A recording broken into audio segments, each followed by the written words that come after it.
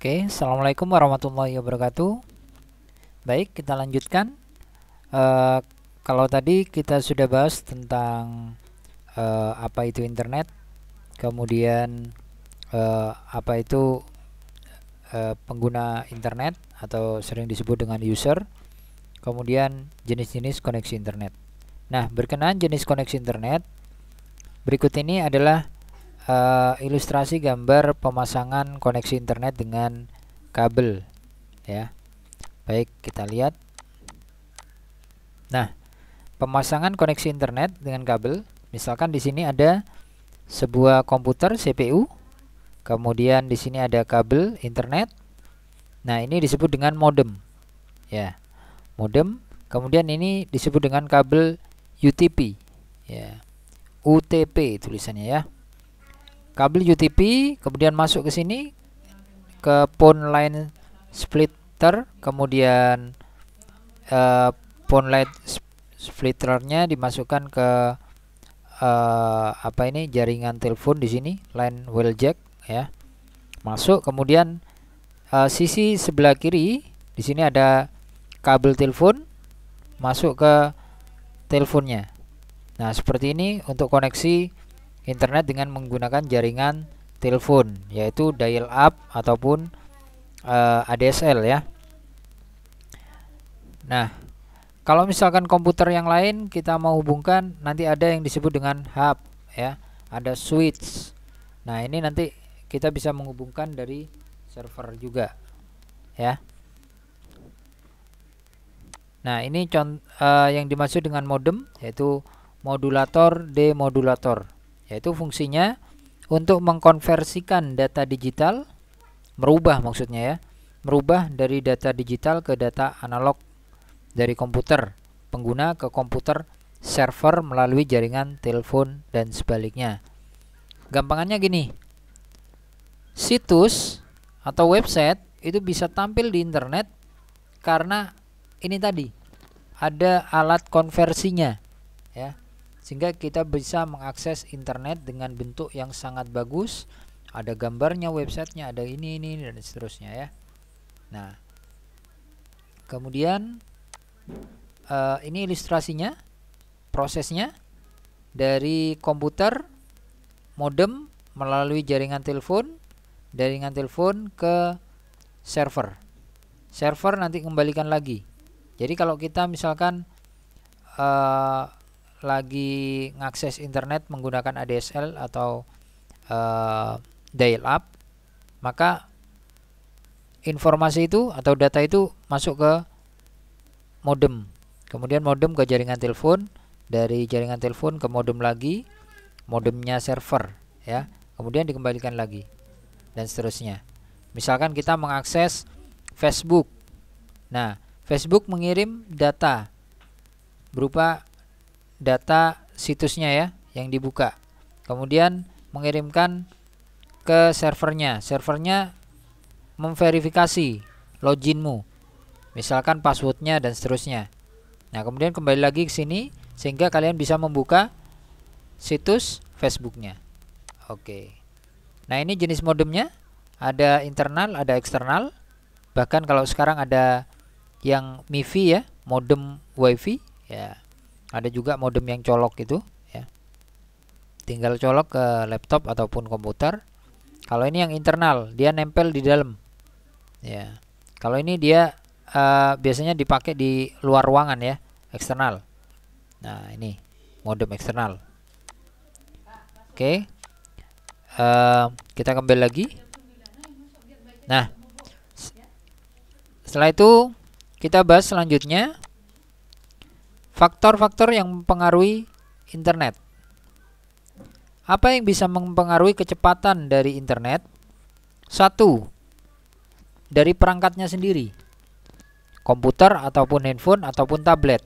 Misalkan gini, komputer yang mempunyai prosesor, ada Core i3, ada Core i5, ada Core i7, ada Core i dan lain-lain sebagainya ya. Ada Ryzen 1, 2, 3 dan seterusnya.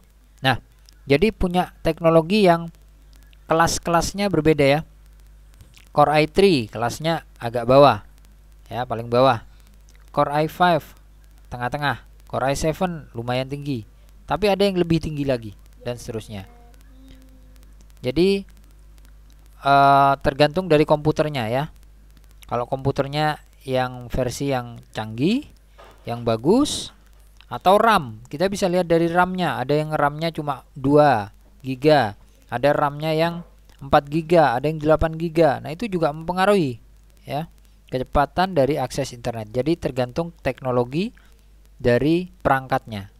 Yang kedua, dari modemnya. Modem yang digunakan, kecepatannya misalkan ada yang kecepatannya hanya 30 Mbps, ada yang kecepatannya 10 Mbps, ada yang kecepatannya 100 Mbps. Ya, itu pasti berbeda kecepatannya nanti, ya. Jadi bisa mempengaruhi modem. Kemudian ada jaringan. Jaringannya pakai jaringan apa? Misalkan 3G kah? Pakai 4G kah? Atau 5G? Ya, itu akan berbeda nanti hasilnya, ya. Atau kalau kabel, pendekkah kabelnya atau panjangkah? Itu kalau ADSL dan dial up itu bisa berpengaruh. Yang lebih dekat ke server itu akan lebih cepat kecepatannya. Yang lebih jauh dari server, maka dia akan lebih lambat daripada yang dekat tadi. Oke, ya. Kemudian besar bandwidth. Bandwidth di sini istilahnya kapasitas dari internetnya. Dia mau disetting berapa nih, ya? Berapa Mbps kecepatannya. Nah, itu tergantung dari situ, ya. Dari besar bandwidthnya. Mau dari berapa giga? Misalkan kalau kecepatannya ada yang sampai giga itu ada, ya.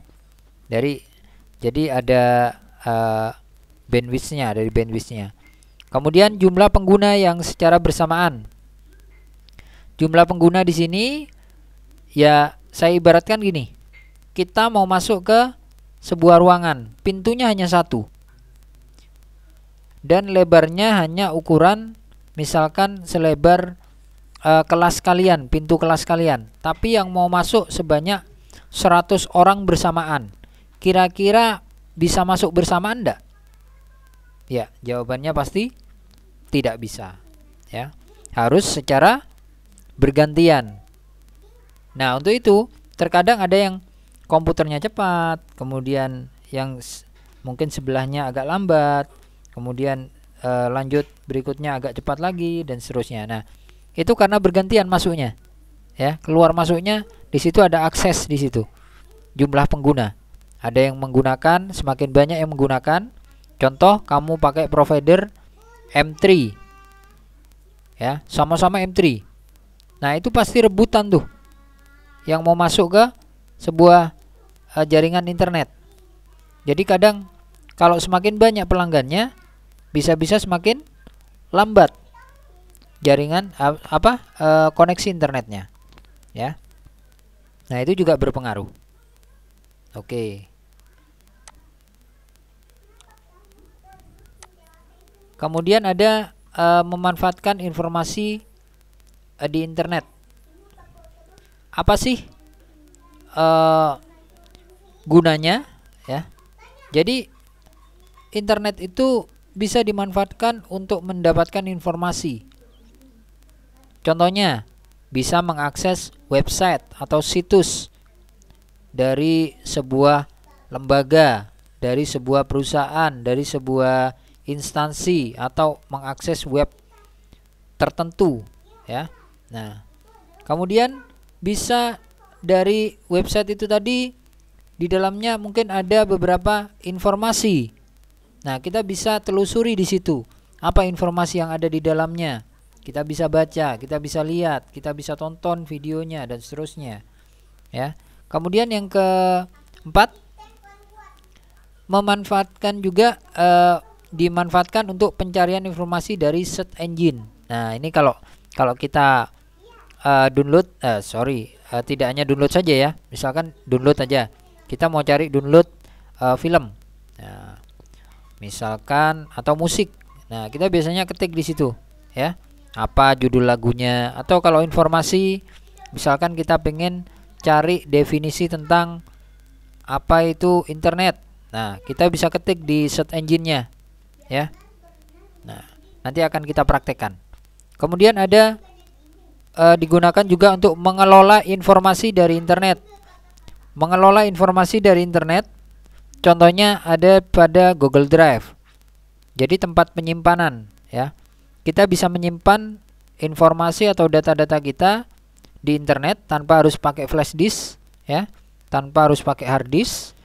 Kita bisa menggunakan Google Drive. Ya, nanti akan saya contohkan. Saya akan bahas secara detail, lebih detail lagi tentang bagaimana cara memanfaatkan informasi internet. Ya. Kemudian ada keunggulan-keunggulan internet. Bisa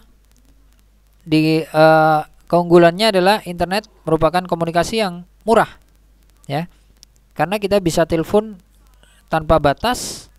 Kalau dulu pakai pulsa, sekarang sudah pakai WA ya, bisa telepon mau berapa jam juga bisa ya, dan hemat. Kalau dulu 30 menit atau mungkin 15 menit aja udah bayarnya udah puluhan ribu ya.